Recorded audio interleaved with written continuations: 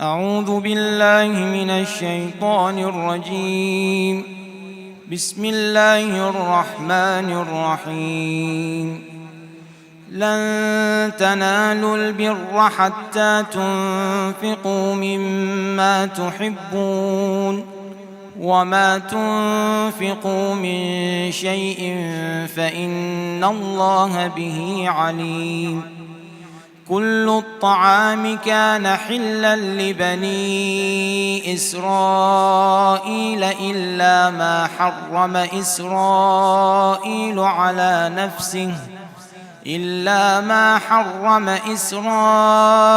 على نفسه من قبل أن تنزل التوراة.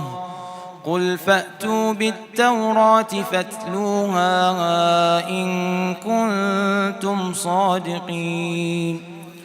فمن افترى على الله الكذب من بعد ذلك فأولئك هم الظالمون. قل صدق الله، فاتبعوا ملة إبراهيم حنيفا وما كان من المشركين. إن أول بيت وضع للناس للذي ببكة مباركا وهدى للعالمين، فيه آيات بينات مقام إبراهيم ومن دخله كان آمنا. ولله على الناس حج البيت من استطاع إليه سبيلا، ومن كفر فإن الله غني عن العالمين. قل يا أهل الكتاب لم تكفرون بآيات الله والله شهيد على ما تعملون.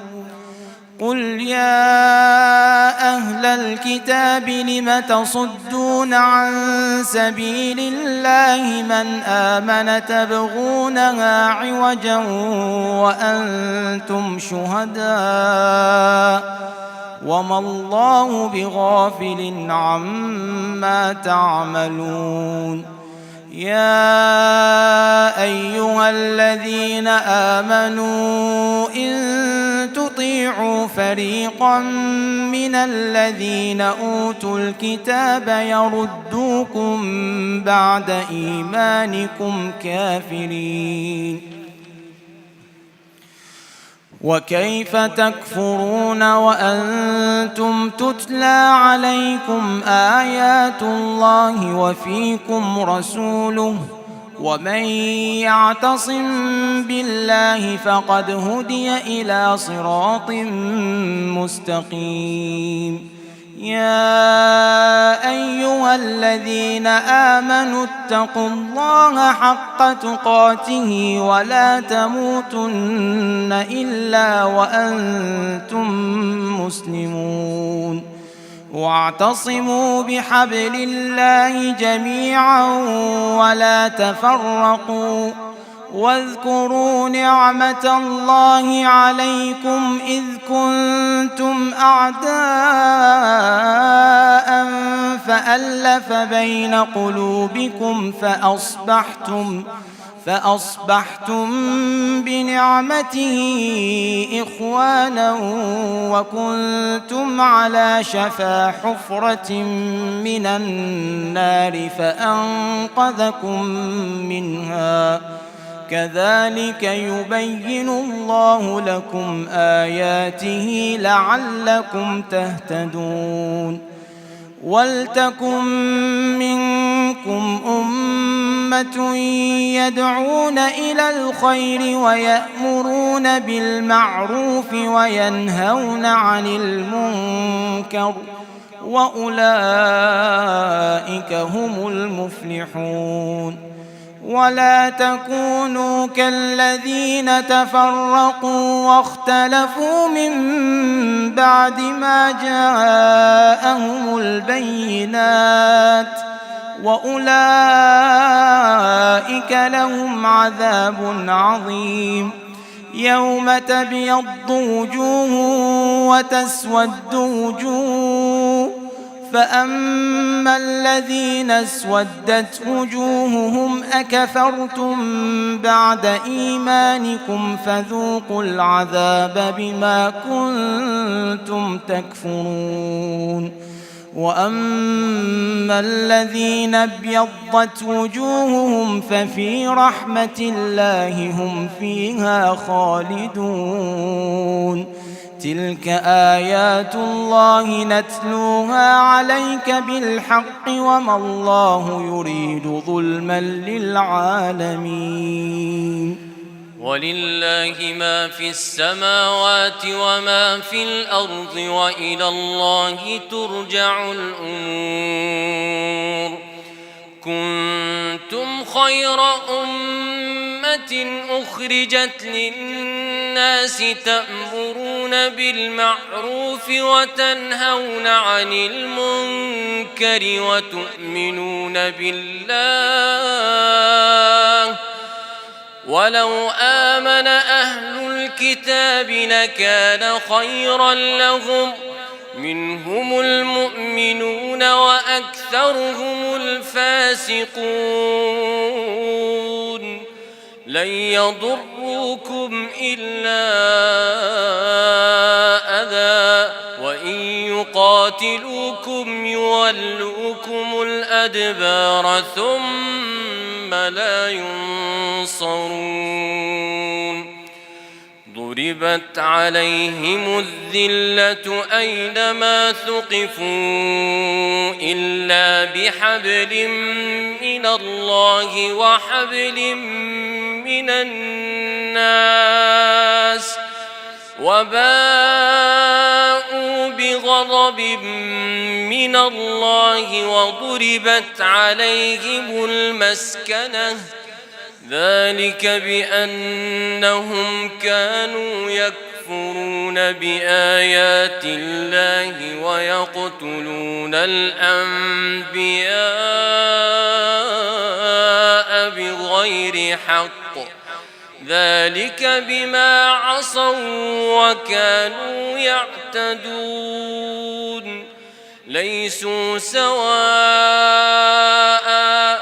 من أهل الكتاب أمة قائمة يتلون آيات الله آناء الليل وهم يسجدون،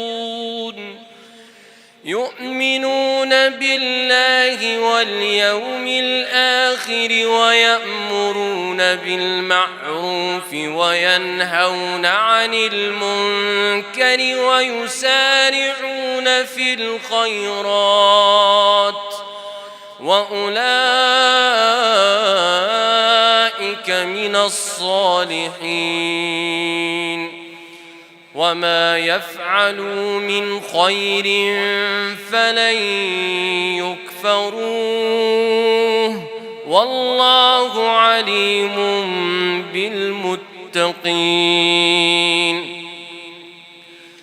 إن الذين كفروا لن تغني عنهم أموالهم ولا أولادهم من الله شيئا، وأولئك أصحاب النار هم فيها خالدون.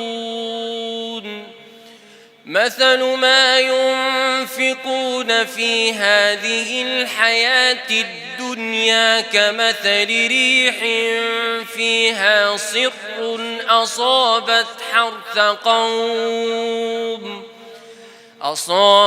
حرث قوم ظلموا أنفسهم فأهلكته، وما ظلمهم الله ولكن أنفسهم يظلمون. يا أيها الذين آمنوا لا تتخذوا بطانة من دونكم لا يألونكم خبالا ودوا ما عنتم قد بدت البغضاء من أفواههم وما تخفي صدورهم أكبر قد بينا لكم الآيات إن كنتم تعقلون ها أنتم أولئك تحبونهم ولا يحبونكم وتؤمنون بالكتاب كله وإذا لقوكم قالوا آمنا وإذا خلوا عضوا عليكم الأنامل من الغيظ قل موتوا بغيظكم إن الله عليم بذات الصدور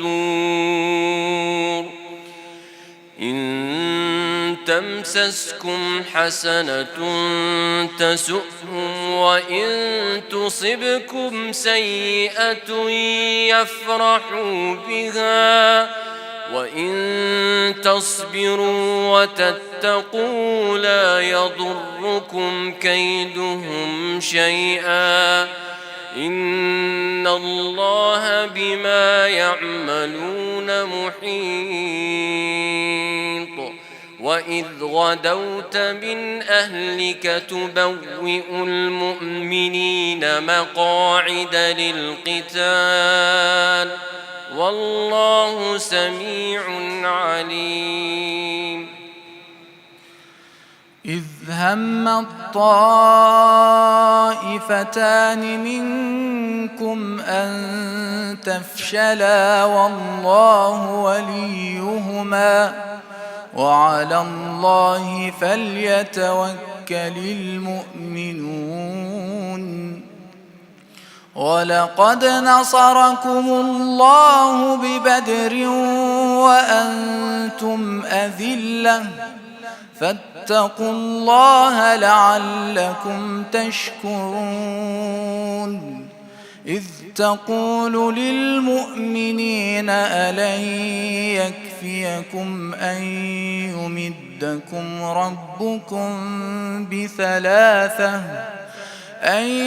يمدكم ربكم بثلاثة آلاف من الملائكة منزلين بلى إن تصبروا وتتقوا ويأتوكم من فورهم هذا يمددكم ربكم بخمسة آلاف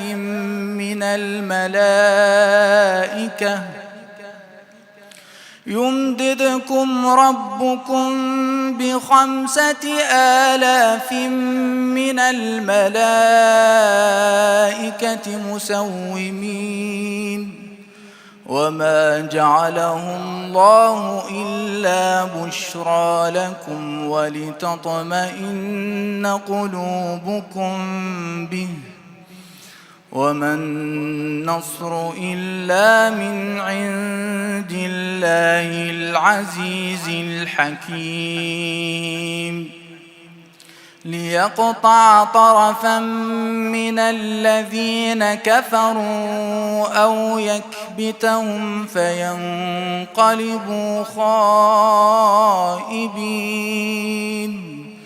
ليس لك من الأمر شيء أو يتوب عليهم أو يعذبهم فإنهم ظالمون ولله ما في السماوات وما في الأرض يغفر لمن يشاء ويعذب من يشاء والله غفور رحيم يا أيها الذين آمنوا لا تأكلوا الربا أضعافا مضاعفة واتقوا الله لعلكم تفلحون واتقوا النار التي أعدت للكافرين وأطيعوا الله والرسول لعلكم ترحمون وسارعوا إلى مغفرة من ربكم وجنة عرضها السماوات والأرض أعدت للمتقين الذين ينفقون في السراء والضراء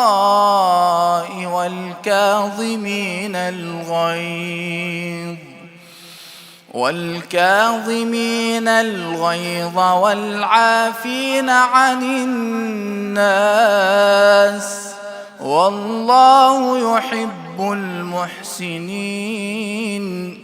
والذين إذا فعلوا فاحشة أو ظلموا أنفسهم ذكروا الله فاستغفروا لذنوبهم ومن يغفر الذنوب إلا الله ولم يصروا على ما فعلوا وهم يعلمون أولئك جزاؤهم مغفرة من ربهم وجنات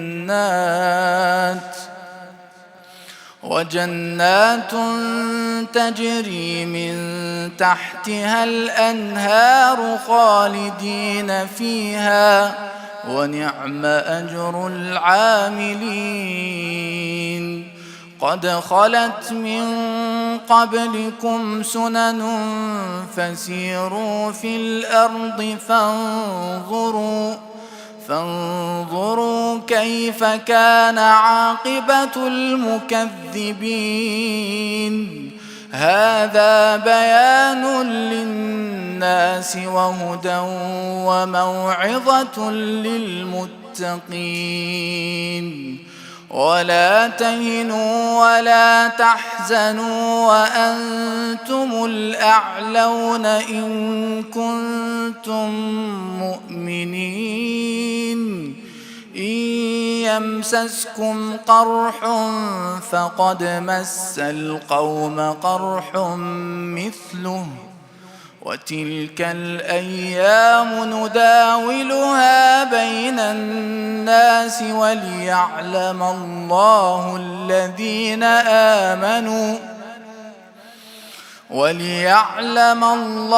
الذين آمنوا ويتخذ منكم شهداء والله لا يحب الظالمين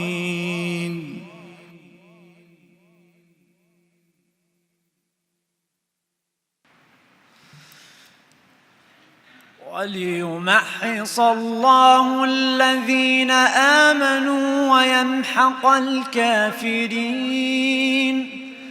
أم حسبتم أن تدخلوا الجنة ولما يعلم الله الذين جاهدوا منكم ويعلم الصابرين ولقد كنتم تمنون الموت من قبل أن تلقوه فقد رأيتموه وأنتم تنظرون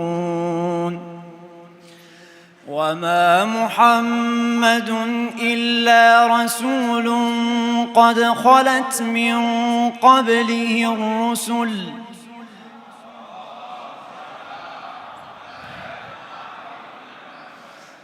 أفإن مات أو قتل انقلبتم على أعقابكم ومن ينقلب على عقبيه فلن يضر الله شيئا وسيجزي الله الشاكرين. وما كان لنفس أن تموت إلا بإذن الله كتابا مؤجلا ومن يرد ثواب الدنيا نؤته منها ومن يرد ثواب الآخرة نؤته منها وسنجزي الشاكرين. وكأين من نبي قاتل معه ربيون كثير فما وهنوا لما أصابهم في سبيل الله وما ضعفوا وما استكانوا والله يحب الصابرين. وما كان قولهم إلا أن قالوا ربنا اغفر لنا ذنوبنا وإسرافنا في أمرنا وثبت أقدامنا وانصرنا على القوم الكافرين. فآتاهم الله ثواب الدنيا وحسن ثواب الآخرة والله يحب المحسنين. يا أيها الذين آمنوا إن تطيعوا الذين كفروا يردوكم على أعقابكم فتنقلبوا خاسرين. بل الله مولاكم وهو خير الناصرين. سنلقي في قلوب الذين كفروا الرعب بما أشركوا بالله ما لم ينزل به سلطانا ومأواهم النار وبئس مثوى الظالمين.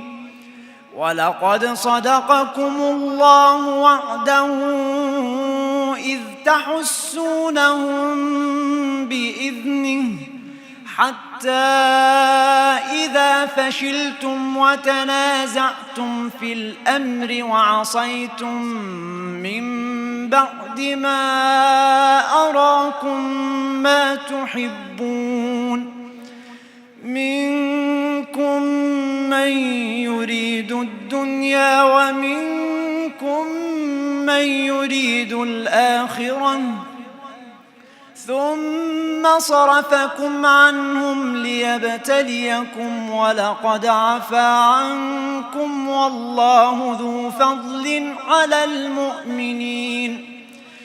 إذ تصعدون ولا تلوون على أحد والرسول يدعوكم في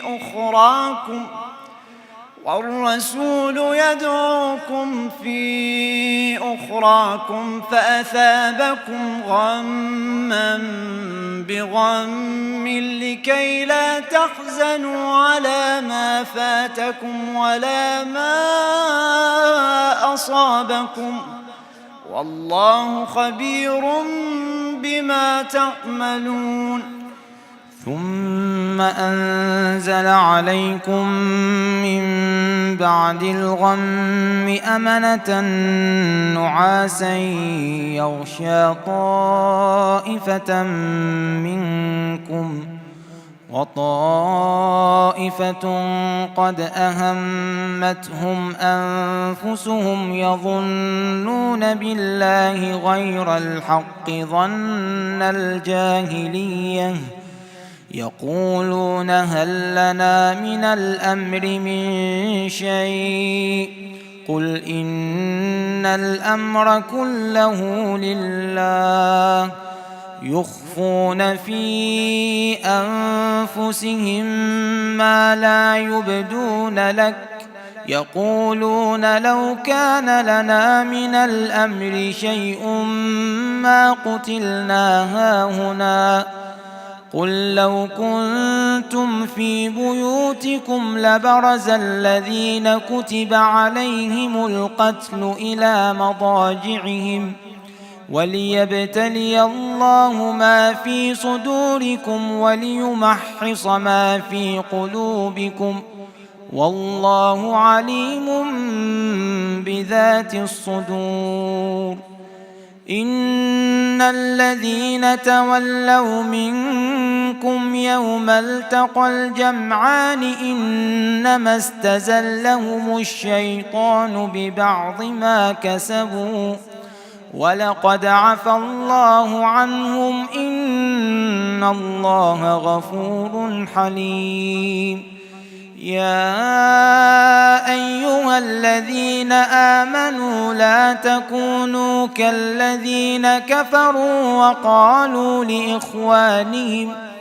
وقالوا لإخوانهم إذا ضربوا في الأرض أو كانوا غزا لو كانوا عندنا ما ماتوا وما قتلوا ليجعل الله ذلك حسرة في قلوبهم والله يحيي ويميت والله بما تعملون بصير.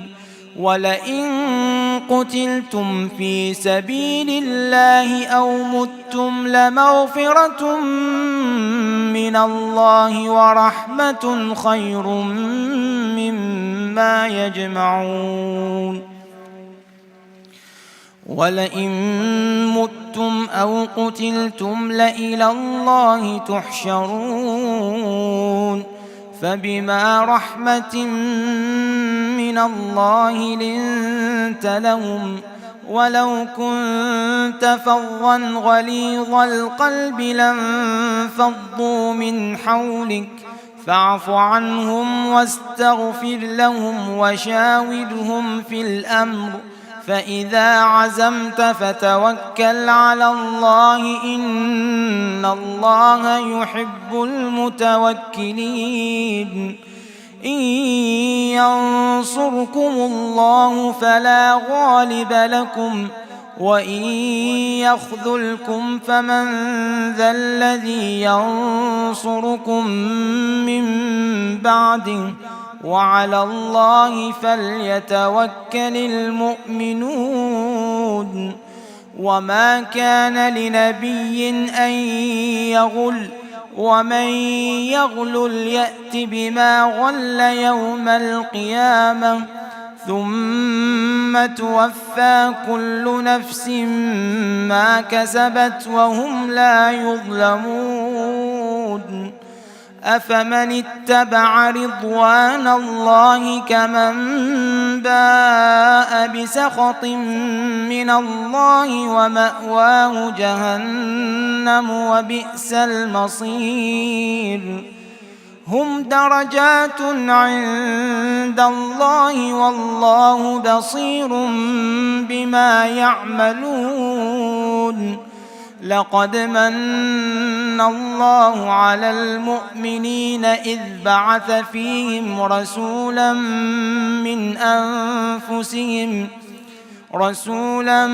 من أنفسهم يتلو عليهم آياته ويزكيهم ويعلمهم الكتاب والحكمة وإن كانوا من قبل لفي ضلال مبين. أولما أصابتكم مصيبة قد أصبتم مثليها قلتم أنى هذا قل هو من عند أنفسكم إن الله على كل شيء قدير. وما أصابكم يوم التقى الجمعان فبإذن الله وليعلم الذين نافقوا وقيل لهم تعالوا قاتلوا في سبيل الله أو ادفعوا قالوا لو نعلم قتالا لاتبعناكم هم للكفر يومئذ أقرب منهم للإيمان يقولون بأفواههم ما ليس في قلوبهم والله أعلم بما يكتمون الذين قالوا لإخوانهم وقعدوا لو أطاعونا ما قتلوا قل فادرءوا عن أنفسكم الموت إن كنتم صادقين ولا تحسبن الذين قتلوا في سبيل الله أمواتا بل أحياء عند ربهم يرزقون فرحين بما آتاهم الله من فضله ويستبشرون بالذين لم يلحقوا بهم من خلفهم ألا خوف عليهم اليوم ولا هم يحزنون ألا خوف عليهم ولا هم يحزنون يستبشرون بنعمة من الله وفضل وأن الله لا يضيع أجر المؤمنين الذين استجابوا لله والرسول من بعد ما أصابهم القرح للذين أحسنوا منهم واتقوا أجر عظيم الذين قال لهم الناس إن الناس قد جمعوا لكم الذين قال لهم الناس إن الناس قد جمعوا لكم فاخشوهم فزادهم إيمانا وقالوا حسبنا الله ونعم الوكيل فانقلبوا بنعمة من الله وفضل لم يمسسهم سوء واتبعوا رضوان الله والله ذو فضل عظيم إنما ذلكم الشيطان يخوف أولياءه فلا تخافوهم وخافون إن كنتم مؤمنين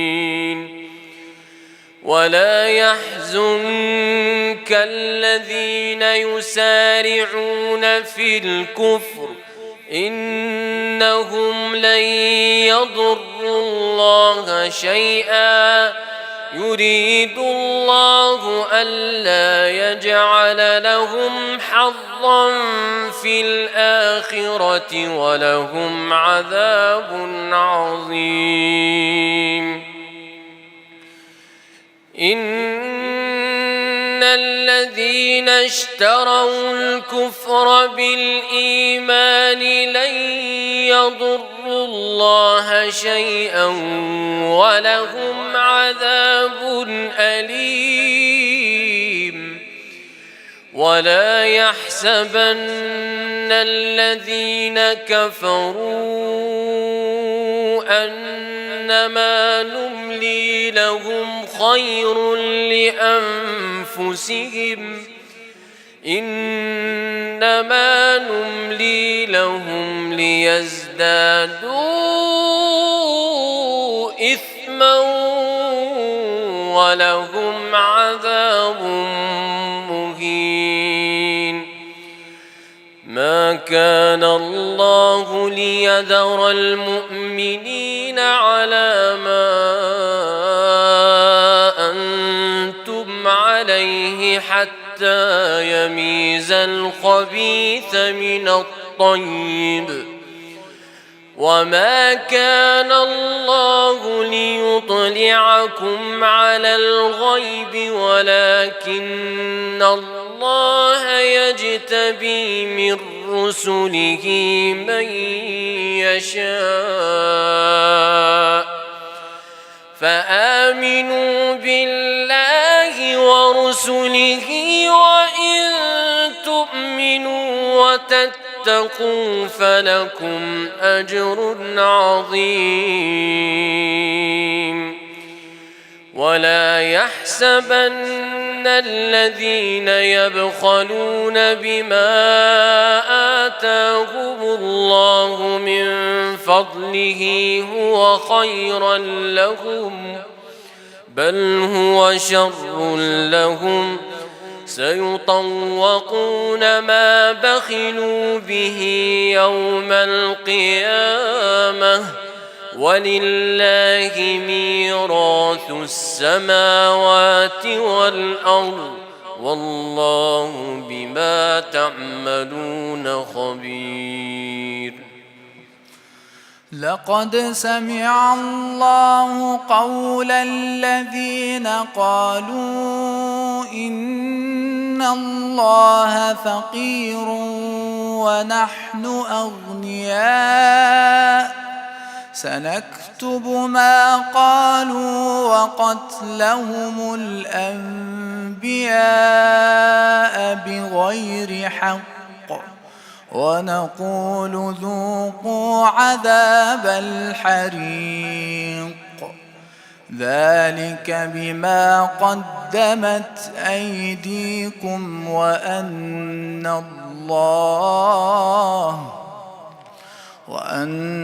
الله ليس بظلام للعبيد الذين قالوا إن الله عهد إلينا ألا نؤمن لرسول حتى يأتينا بقربان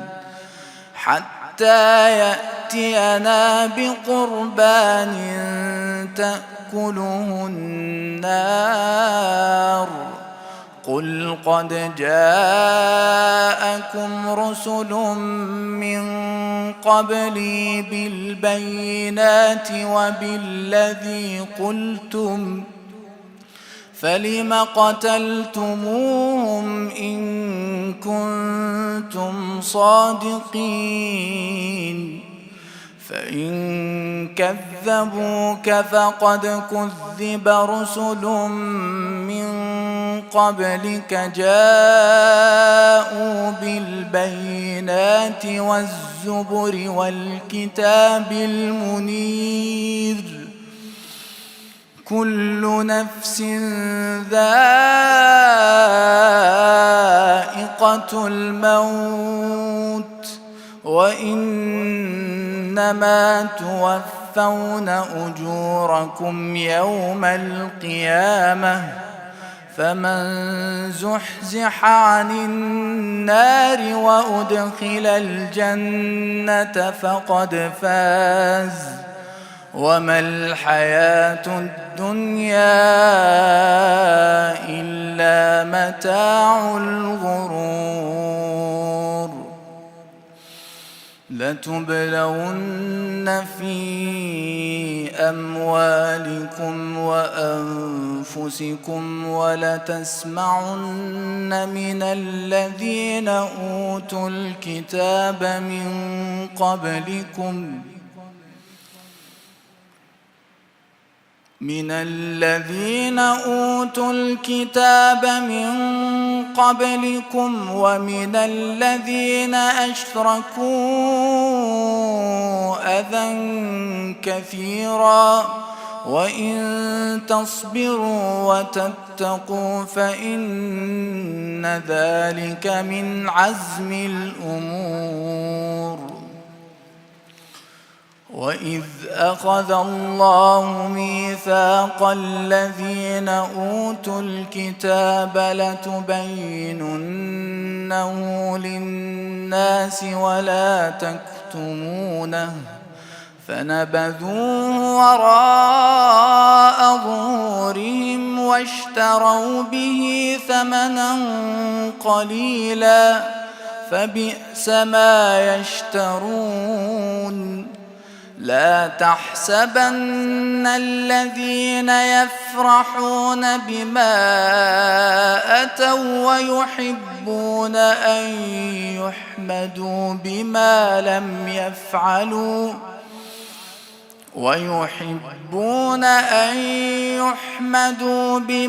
لم يفعلوا فلا تحسبنهم بمفازة من العذاب ولهم عذاب أليم.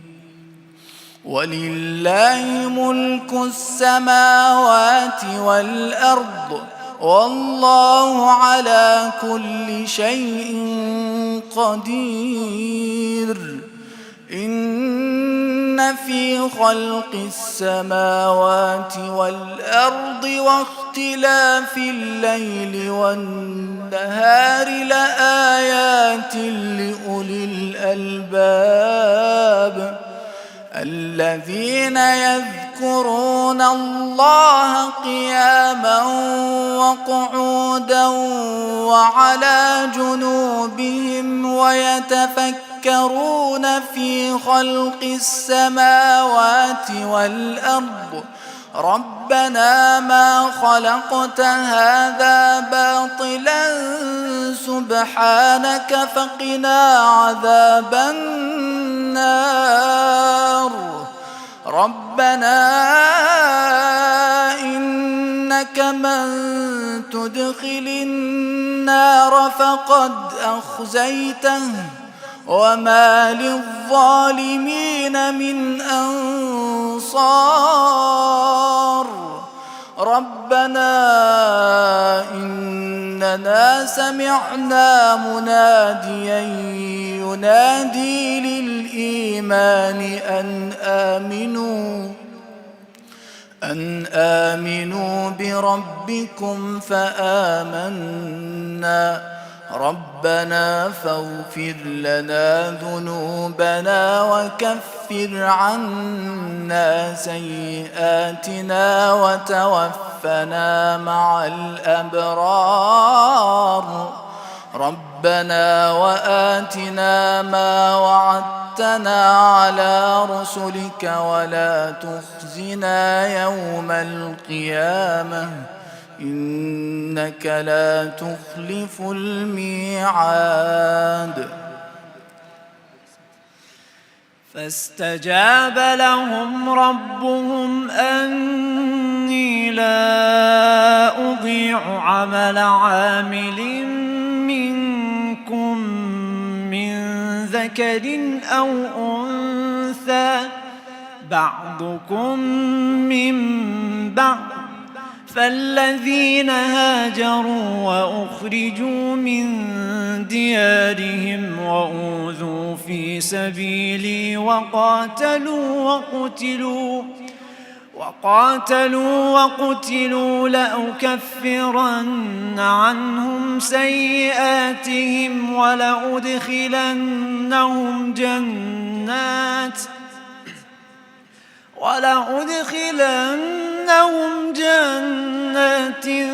تجري من تحتها الأنهار ثوابا من عند الله والله عنده حسن الثواب.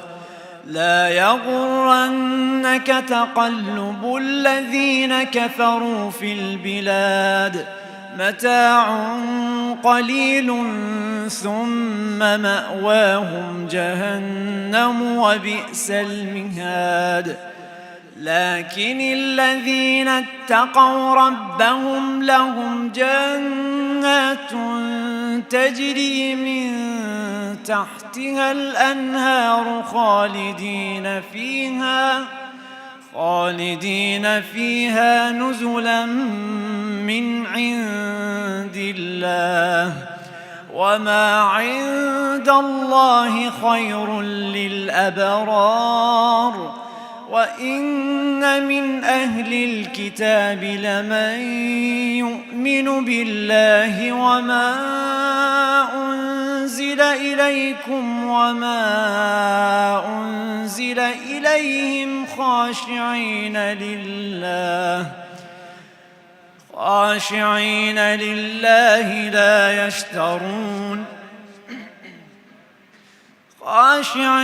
لله لا يشترون بآيات الله ثمنا قليلا أولئك لهم أجرهم عند ربهم إن الله سريع الحساب يا أيها الذين آمنوا اصبروا وصابروا ورابطوا واتقوا الله لعلكم تفلحون بسم الله الرحمن الرحيم يا أيها الناس اتقوا ربكم الذي خلقكم من نفس واحدة وخلق منها زوجها وبث منهما رجالا كثيرا ونساء واتقوا الله الذي تساءلون به والأرحام إن الله كان عليكم رقيبا وآتوا اليتامى أموالهم ولا تتبدلوا الخبيث بالطيب ولا تأكلوا أموالهم إلى أموالكم إنه كان حوبا كبيرا وإن خفتم ألا تقسطوا في اليتامى فانكحوا ما طاب لكم من النساء مثنى وثلاث ورباع فإن خفتم ألا تعدلوا فواحدة أو ما ملكت أيمانكم ذلك أدنى ألا تعولوا وآتوا النساء صدقاتهن نحلة فإن طبن لكم عن شيء منه نفسا فكلوه هنيئا مريئا ولا تؤتوا السفهاء أموالكم التي جعل الله لكم قياما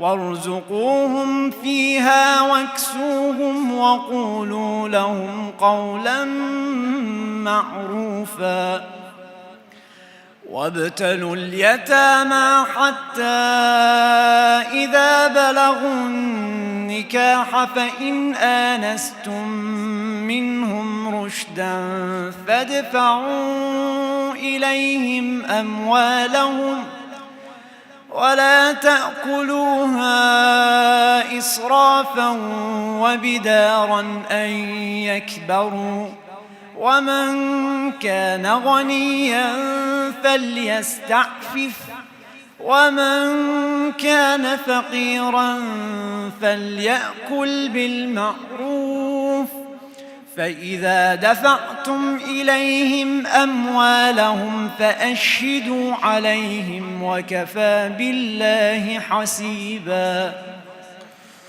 للرجال نصيب مما ترك الوالدان والأقربون وللنساء نصيب مما ترك الوالدان والأقربون مما قل منه أو كثر نصيبا مفروضا. وإذا حضر القسمة أولو القربى واليتامى والمساكين فارزقوهم منه وقولوا لهم قولا معروفا. وليخشى الذين لو تركوا من خلفهم ذرية ضعافا خافوا عليهم فليتقوا الله وليقولوا قولا سديدا. إن الذين يأكلون أموال اليتامى ظلما إنما يأكلون في بطونهم نارا وسيصلون سعيرا. يوصيكم الله في أولادكم للذكر مثل حظ الأنثيين. فإن كن نساء فوق 2 فلهن ثلثا ما ترك، وإن كانت واحدة فلها النصف، ولأبويه لكل واحد منهما السدس مما ترك إن كان له ولد. فإن لم يكن له ولد وورثه أبواه فلأمه الثلث، فإن كان له إخوة فلأمه السدس من بعد وصية يوصي بها أو دين. آباؤكم وأبناؤكم لا تدرون أيهم أقرب لكم نفعا فريضة من الله إن الله كان عليما حكيما. ولكم نصف ما ترك أزواجكم إن لم يكن لهن ولد، فإن كان لهن ولد فلكم الربع مما تركن من بعد وصية يوصين بها أو دين. ولهن الربع مما تركتم إن لم يكن لكم ولد، فإن كان لكم ولد فلهن الثمن مما تركتم من بعد وصية توصون بها أو دين. وإن كان رجل يورث كلالة أو امرأة وله أخ أو أخت فلكل واحد منهما السدس، فإن كانوا أكثر من ذلك فهم شركاء في الثلث من بعد وصية يوصى بها أو دين غير مضار وصية من الله والله عليم حليم. تلك حدود الله ومن يطع الله ورسوله يدخله جنات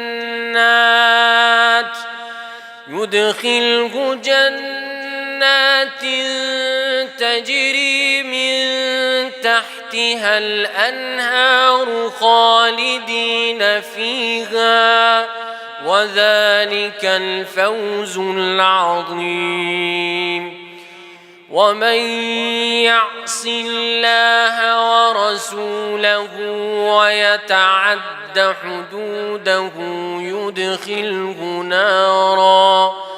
يدخله نارا خالدا فيها وله عذاب مهين. واللاتي يأتين الفاحشة من نسائكم فاستشهدوا عليهن 4 منكم فإن شهدوا فأمسكوهن في البيوت حتى يتوفاهن الموت أو يجعل الله لهن سبيلا.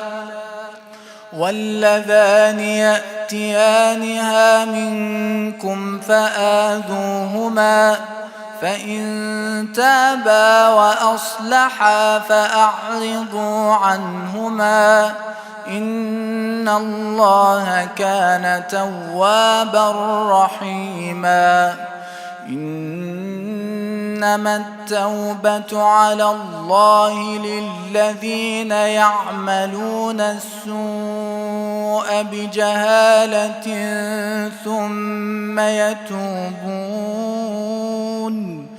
ثم يتوبون من قريب فأولئك يتوب الله عليهم وكان الله عليما حكيما. وليست التوبة للذين يعملون السيئات حتى إذا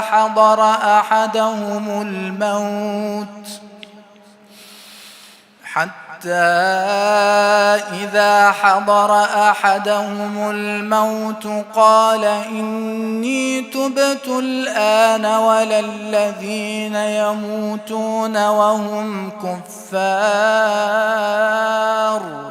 أولئك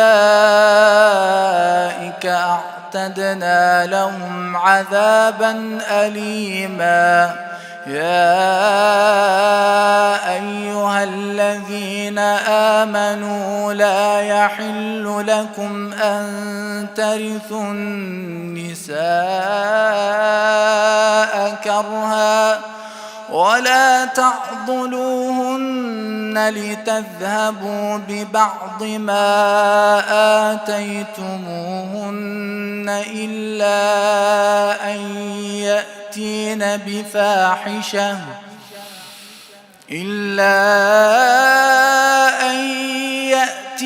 بفاحشة مبينة وعاشروهن بالمعروف فإن كرهتموهن فعسى أن تكرهوا شيئا ويجعل الله فيه خيرا كثيرا. وإن أردتم استبدال زوج مكان زوج وآتيتم إحداهن قنطارا فلا تأخذوا منه شيئا أتأخذونه بهتانا وإثما مبينا. وكيف تأخذونه وقد أفضى بعضكم إلى بعض وأخذن منكم ميثاقا غليظا. ولا تنكحوا ما نكح آباؤكم من النساء إلا ما قد سلف إنه كان فاحشة ومقتا وساء سبيلا.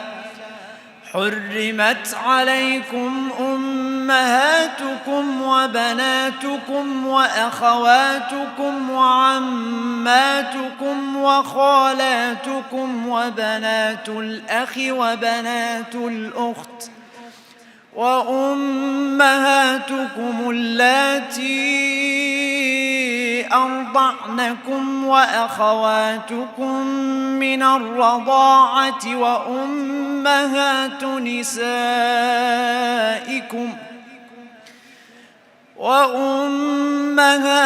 نسائكم وربائبكم اللاتي في حجوركم من نسائكم اللاتي دخلتم بهن فإن لم تكونوا دخلتم بهن فلا جناح عليكم وحلائل أبنائكم الذين من أصلابكم وأن تجمعوا بين الأختين إلا ما قد سلف إن الله كان غفورا رحيما صدق الله العلي العظيم